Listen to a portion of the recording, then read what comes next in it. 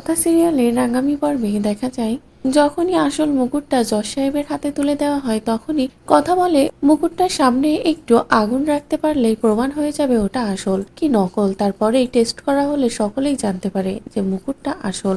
আর এটা প্রমাণ করার পরে কথা তো ভীষণ খুশি হয়ে যায়। এদিকে অগ্নি বলে আসল মুকুটটা যখন পাওয়া গেল তাহলে তো কথা নিশ্চয়ই এই মুকুটটা চুরি করেনি, ও তো নির্দোষ। তারপরেই কথাকে নির্দোষ ঘোষণা করা হয়, কথাকে ছেড়ে দেওয়া হয়। এদিকে মেজমা তো ভয় পেয়ে যায়। মেজমা বলে মিস্টার বিশ্বাস এটা কি করলো?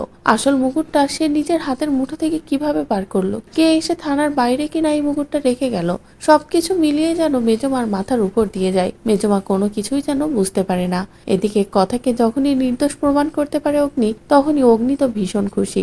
এমনকি পরিবারের বাকি সকলেও ভীষণ খুশি হয়ে যায়। এদিকে অগ্নি কথাকে বুকে টেনে নেয়। কথা বলে পাচক মশাই আপনি না থাকলে আজ হয়তো আমি এখান থেকে বের হতেই পারতাম না, সারা জীবন আমার জেলের ভিতরেই থাকতে হতো।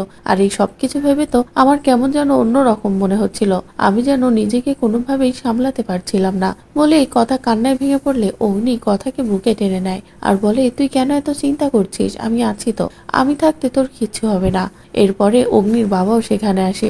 অগ্নি তো নিজের বাবাকে দেখে দূরে সরে যায়। তখনই অগ্নির বাবা এসে কথার কাছে ক্ষমা যায় আর বলে এই মুকুটটা আজ থেকে তোমার কাছেই থাকবে, এই মুকুটটা তুমিই সামলাতে পারবে। বলে মুকুটটা কথার হাতে দিয়ে সেখান থেকে চলে যায়। এদিকে হঠাৎ করে কথার মাথা ঘুরে পড়ে যেতে গেলে অগ্নি আবারও কথাকে বুকে টেনে নেয় আর বলে তোর কি হয়েছে, কিছুই তো বুঝতে পারছি না।